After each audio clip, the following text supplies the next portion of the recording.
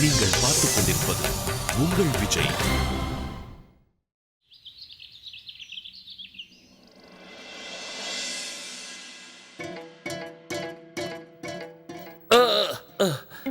சீக்கிரம் வா, இங்க நில்லு.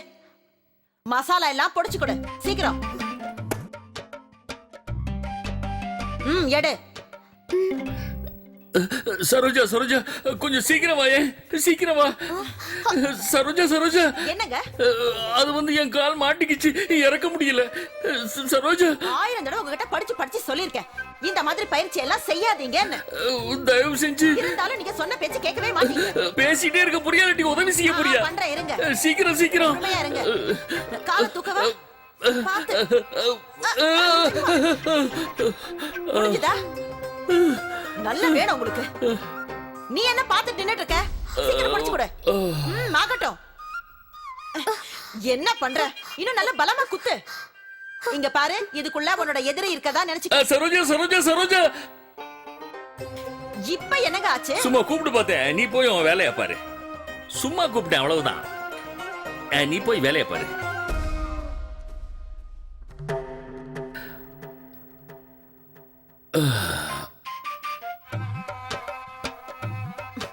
நல்லா குத்த ஆரம்பி, இல்லன்னா உன்னோட மாமியார் உன்னை இந்த உரலக்குள்ள போட்டு உன் மண்டைய நல்லா உடைப்பாங்க.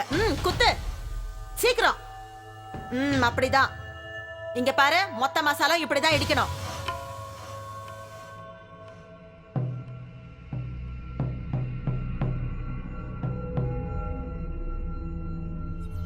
என்ன விஷயம் சத்யா? இன்னைக்கு காலையில சீக்கிரமா எந்திரிச்சு ரெடி ஆயிட்டீங்க போல இருக்கு. முக்கியமான வேலை இருக்கா? இல்ல ராத்திரி பூரா தூங்கவே இல்லையா?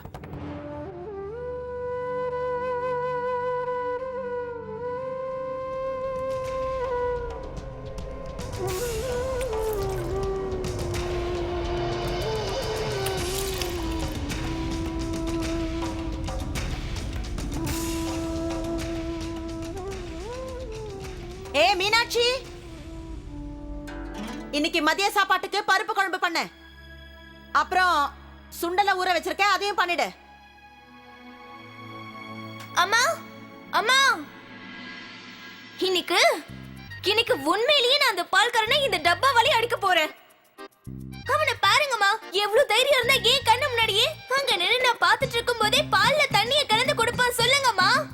அப்புறம் உங்களோட அந்த பெரிய அக்கா, நான் இப்பவே சொல்றேம்மா, ஒருவேளை அவங்கள மாதிரி இந்த உலகத்துல இன்னும் 2 பேர் வந்தாங்க, அப்புறம் இந்த உலகத்தை விட்டு நான் நிலவுக்கே போயிடுவேன்.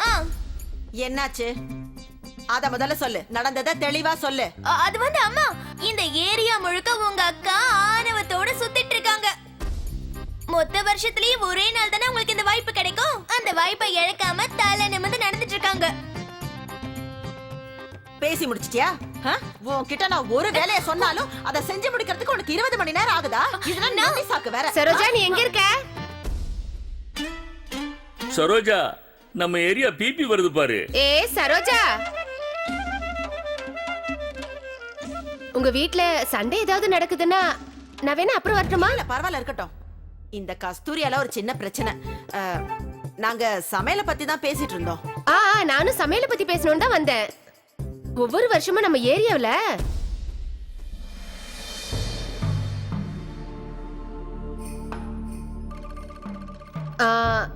சந்தியா, இங்க பாருமா, உனக்கு எங்க பழக்க வழக்கம் தெரியாதுல்ல, நான் உனக்கு சொல்லி தரேன் இரு.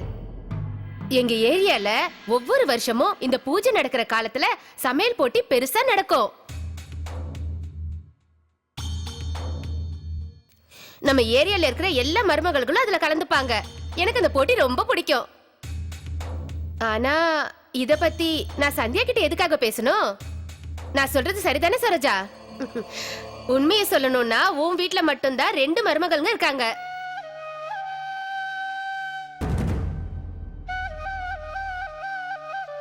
ஆனா இந்த போட்டியில ஒருத்தவங்க மட்டும்தான் கலந்துக்க முடியும்.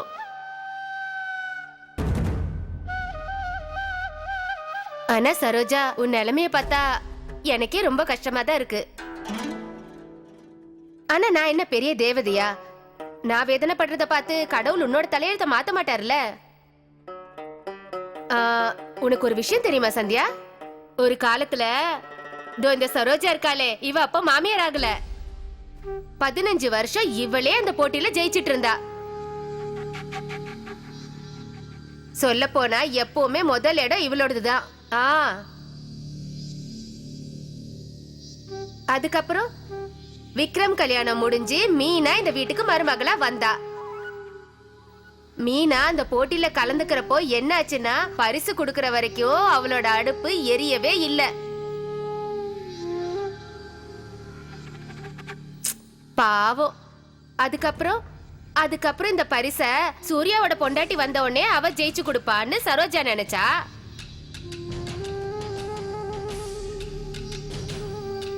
ஆனா சந்தியா, உனக்கு சமைக்கவே தெரியாது. ஏன்னா உன்னை அந்த போட்டிக்கு அனுப்புனா கூட உன்னால ஜெயிக்கவே முடியாது. பாவம் சரோஜா, அவன் நினைக்கிறது எதுவுமே நடக்கிறதே கிடையாது. சரோஜா, உன்னோட வேதனை என்னால பார்க்கவே முடியல. அதையெல்லாம் விடுங்களேக்கா. அட, என்னாச்சு? உங்களோட கம்மல் ரொம்ப அழகா இருக்குக்கா. ஓ இதுவா? இப்பதான் வாங்கினேன். என் மருமக தான் இதை வாங்கி கொடுத்தா. அவளுக்கு என் மேல ரொம்ப பாசம் சரோஜா. உனக்கு ஒண்ணு தெரியுமா? அவ என்ன சொன்னான்னா, அத்தை நான் இந்த போட்டியில ஜெயிச்சேன்னா எனக்கு நீங்க வளையல் வாங்கி கொடுத்துடணும்னு சொல்லிட்டா. அதுக்கு நான் என்ன சொன்னேன்னா, உனக்கு வளையல் எதுக்கு, பெரிய ஆரமாவே வாங்கிக்கன்னு சொல்லிட்டேன். எந்த மாமியாரா இருந்தாலும் பெருமைப்பட வேண்டிய விஷயம் தானே. ஆனா பக்கத்துல இருக்கிறவங்க எல்லாம் பொறாமப்படுவாங்க.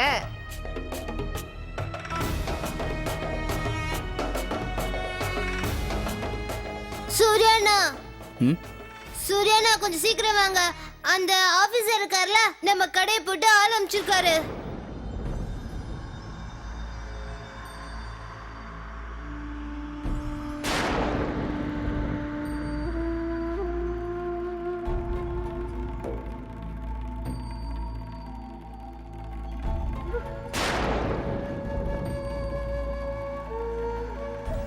என்னது, கடைய பூட்டிட்டாங்களா? அட கடவுளே, என்னப்பா இது?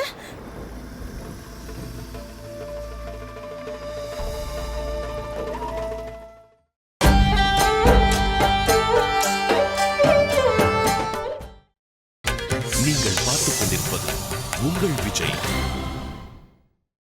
என்னது, கடைய பூட்டிட்டாங்களா? அட கடவுளே, என்னப்பா இது?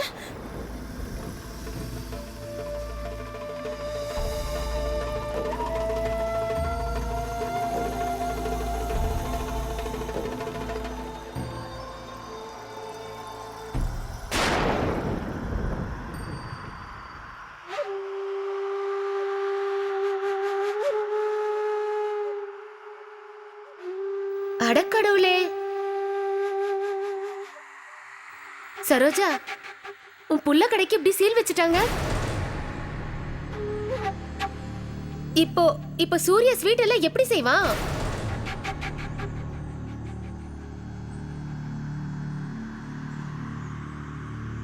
சூர்யா, சூர்யா, நீ போய் அந்த ஆபீசரை பார்த்துட்டு வந்தல்ல? ஆமாம்மா, நான் போய் அவரை பார்த்துட்டு வந்தேன். ஆனா அம்மா, இந்த ஆபீசர் எல்லாம் இருக்காங்கல்ல, அவங்களுக்கு மட்டும் கோவம் வந்தா அவங்கள சமாளிக்கிறது ரொம்ப கஷ்டமா?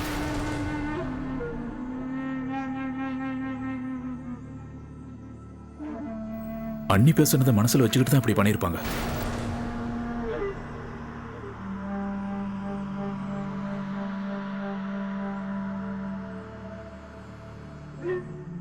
இப்ப என்ன பண்ணலாம் சூர்யா?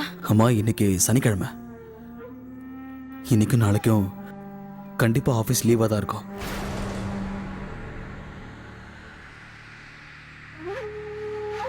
அப்ப நம்ம கடை 2 நாள் மூடிதாம இருக்கணும். எதுவா இருந்தாலும் திங்கக்கிழமை தான் முடியும்.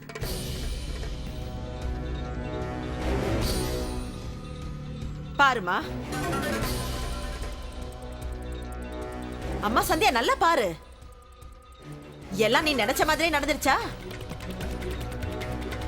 இப்ப உனக்கு சந்தோஷம் தானே? இந்த சோட்டு கிட்ட பணத்தை கொடுத்து பக்கத்து தெருவுல இருக்கிற ஸ்வீட் கடையில இருந்து ஸ்வீட் வாங்கி இங்க இருக்கிற எல்லாருக்கும் கொடு. என் புருஷ கடைய பூட்ட வச்சுட்டேன், அதனால எல்லாரும் சந்தோஷமா ஸ்வீட் சாப்பிடுங்கன்னு சொல்லு. நான் ரொம்ப பெரிய புத்திசாலி, அதான் என் புருஷனை வீட்டுல உட்கார வச்சுட்டேன்னு சொல்லு. என் புள்ளியும் வீட்டோட உட்காந்துருவான், நீயும் என் புள்ளியும் நடு வீட்டுல உட்காந்துக்கிட்டு சின்ன பசங்க மாதிரி நல்லா விளையாடுங்க, சரியா? ஏன்னா உன்னாலதானே என் பிள்ளையோட கடைக்கு பூட்டு போட்டாங்க. இந்த பிள்ளையார் தெருவுல என்னோட மானத்தையும் மரியாதையும் ரொம்பவே காப்பாத்திட்டேன். ஐயோ கடவுளே, என்ன ஏன் தான் இப்படி சோதிக்கிறியோன்னு தெரியல. வீட்டுக்கு மருமக வந்தா எல்லாரும் மகாலட்சுமி தான் வந்திருக்கான்னு சொல்லுவாங்க.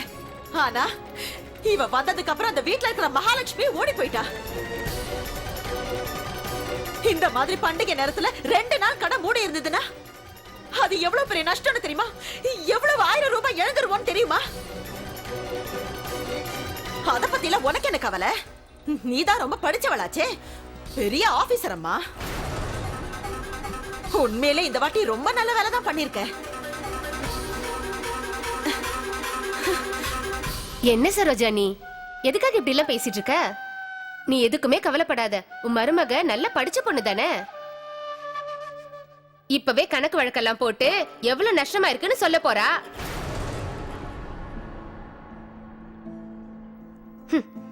இவளால குடும்பத்தோட மானமே போயிடுச்சு. அத்தை, ஒருவேளை நம்ம நேத்தே சட்டப்படி ஃபார்மை ஃபில் பண்ணி அந்த ஸ்வீட் சாம்பிள் ஆபீஸ்க்கு அனுப்பியிருந்தோம்னா கண்டிப்பா இன்னைக்கு இந்த நிலைமையே வந்திருக்காது. லஞ்சம் வாங்குறது சட்டப்படி மிகப்பெரிய குற்றம். லஞ்சம் கொடுக்கறதும் குற்றம் தான். இந்த மாதிரி தப்பான ஆபீசர்ஸ் முன்னாடி தலை குனிஞ்சு அவங்க பண்ற குற்றத்தை நம்ம தூண்டி விடக்கூடாது. அப்படியா? அப்போ இன்னைக்கு இந்த கடை மூடி இருக்கிறது காரணம் நாங்க பண்ண தப்புனாலதான் சொல்றீங்க, அப்படிதானே? ஏன்னா நீங்க பண்ணதுதான் தப்பே இல்லையே. இந்த விஷயத்துக்கு உங்களுக்கு சம்பந்தமே இல்லைல்ல. ஏன்னா உங்களை பொறுத்த வரைக்கும் நீங்க பண்ணதுதான் சரி. நீங்க மனுஷ பிறவியே இல்லைல்ல, நீங்க எப்படி தப்பு செய்வீங்க? இது பாருங்க, நான் எந்த தப்புமே பண்ணலங்க. அப்படி இருக்கும்போது ஏன் தப்புன்னு நீங்க சொல்றீங்க?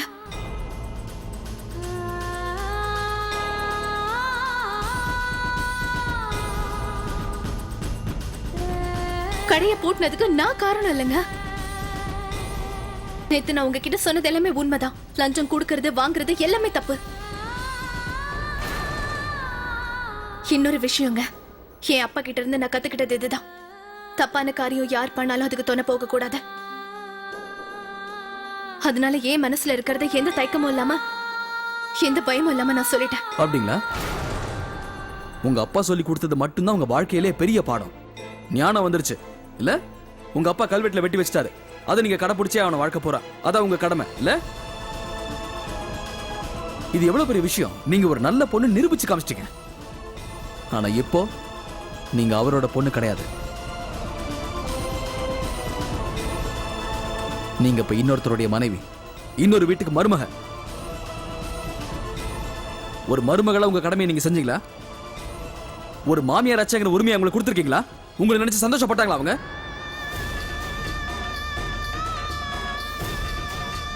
இது வரைக்கும் இல்ல.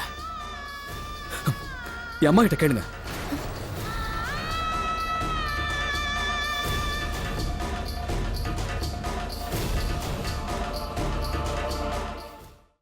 சூர்யா, நீ சொல்றது கரெக்ட் தான். நல்ல மருமகளுக்கு ஏத்த எந்த குணமும் இவகிட்ட இல்ல. மருமகளை இவன் நல்லபடியா நடந்துக்கணும்னு நினைச்சிருந்தா இந்த சமையல் போட்டியில கலந்துக்கிட்டு மாமியாருக்கு நல்ல பேர் எடுத்து கொடுக்கலாம்ல.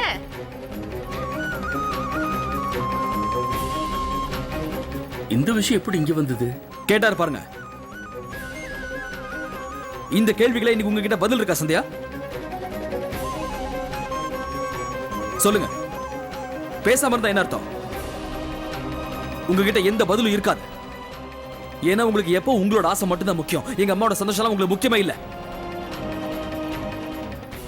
ஏன் கல்யாணத்துக்கு முன்னாடி உங்களோட ஆசை என்னன்னு தெரியுமா உங்களுக்கு? இவங்க வீட்டுக்கு வரப்போற மருமக கிட்ட எல்லா விதமான குணமும் இருக்கணும்னு நினைச்சாங்க. இந்த சமையல் போட்டியில தன்னோட மருமகள் கலந்துக்கணும், அவங்கள மாதிரி அந்த போட்டியில கலந்துக்கிட்டு ஜெயிச்சு காட்டணும்னு நினைச்சாங்க. அந்த வெற்றியை தன்னோட வெற்றியை நினைச்சிருப்பாங்க. ஆனா நீங்க அதை பண்ணவே இல்லை. இது வரைக்கும் உங்க கடமையை நீங்க நிறைவேற்றணும்னு நினைக்கவே இல்லை சந்தியா. உங்க வீண் பிடிவாதத்தை கிடைச்ச வேலையை பாத்தீங்களா? என் கடைக்கு சீல் வச்சுட்டாங்க உங்க புண்ணியத்துல. ஏன் சந்தியா இப்படி இல்ல? எனக்கு இப்ப உண்மையிலேயே ரொம்ப வருத்தமா இருக்கு சந்தியா. எங்க அம்மா தன்னோட மருமக விஷயத்துல ஒரு சின்ன கனவு காண்றது கூட தப்பா? உங்களால கொடுக்க முடியாத விஷயத்தை இது வரைக்கும் எங்க அம்மா உங்ககிட்ட கேட்டிருப்பாங்களா? உங்க அப்பா அம்மாவை சந்தோஷப்படுத்தணும்னா வானத்தில் இருக்கிற சூரியனை கூட உங்களால தரைக்கு கொண்டு வந்துட முடியும். அந்த அளவுக்கு பேசுவீங்க. ஆனா எங்க அம்மாவை சந்தோஷப்படுத்தணும்னா உங்களால ஒண்ணும் பண்ண முடியாதுல்ல? ஏன் இப்படி அநியாயமா நடந்துக்கிறீங்க சந்தியா? நீங்க நல்லா படிச்ச பொண்ணு தானே? அப்படி இருக்கும்போது உங்க மனசுல மட்டும் ஏன் இவ்வளவு வேறுபாடு இருக்கு? கண்ணா சூர்யா, தயவு செஞ்சு விடுப்பா. இல்லம்மா, பதில் சொல்லுங்க சந்தியா. எனக்கு பதில் வேணும். இவங்க எல்லாரும் முன்னாடி நீங்க பதில் சொல்றீங்க. உங்க அப்பா அம்மாவோட சந்தோஷம் எதுன்னு ஒவ்வொரு நிமிஷமும் நீங்க யோசிக்கிறீங்கல்ல. ஆனா இன்னைக்கு எங்க அம்மாவோட சந்தோஷத்துக்காக இந்த இந்த இந்த சமையல் போட்டியில நீங்க கலந்துக்க முடியுமா?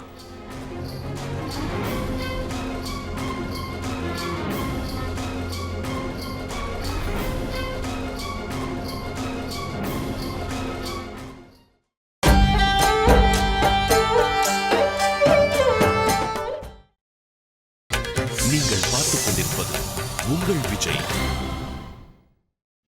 எல்லாரும் முன்னாடி நீங்க பதில் சொல்றீங்க.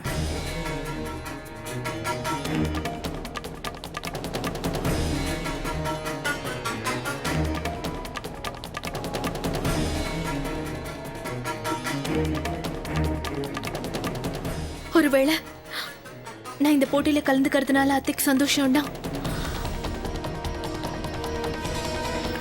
அப்ப இது என்னோட கடமையா நான் நினைச்சுக்கிறேன். இந்த சமையல் போட்டியில நான் கலந்துக்கிறேங்க.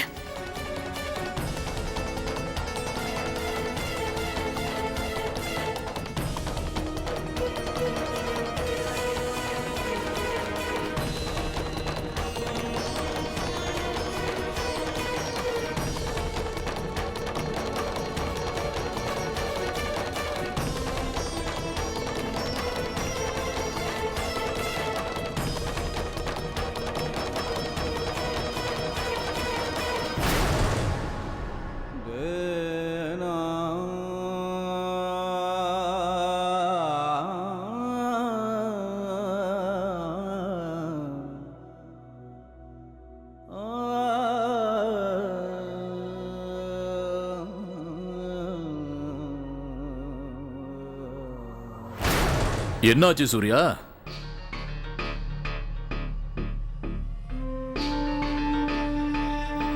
உன்னோட கடையை எப்படி யார் பூட்டிட்டாங்க?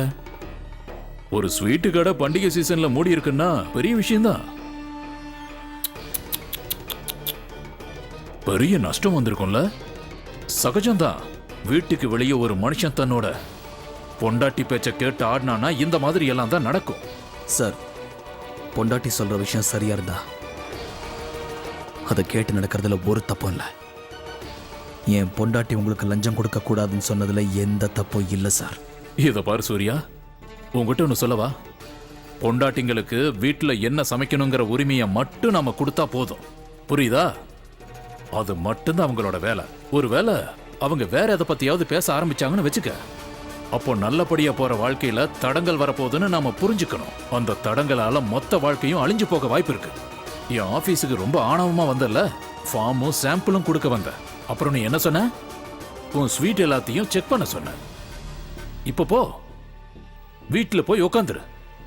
வீட்டுல ஜிலேபி செஞ்சு உன் பொண்டாட்டிக்கு ஊட்டி விடு. நல்லா நெய்யில செஞ்சு ஊட்டி விடு. நான் வீட்டில் உட்காரதுல எனக்கு எந்த பிரச்சனையும் இல்லை. தப்பு செய்யாம வீட்டில் உட்காரதுல தப்பு இல்லை. இன்னைக்கு வரைக்கும் நான் உங்களுக்கு லஞ்சம் கொடுத்தது தான் என் தப்பு. நான் பண்ணது தப்புன்னு எனக்கு புரிய வச்சதே என் பொண்டாட்டி தான் சார். இங்க பாருங்க சார், நல்லபடியாக வியாபாரம் பண்ணிட்டு இருக்கிறவனுக்கு எது சரி எது தப்புன்னு சொல்லி தரது உங்க வேலை இல்லை.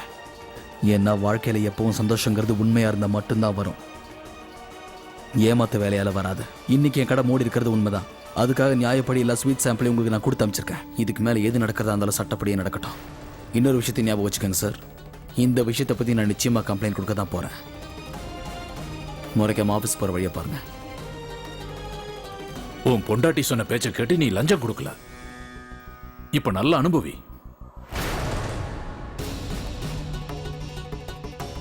பொண்டாட்டி தாசன் ஆயிட்டான்.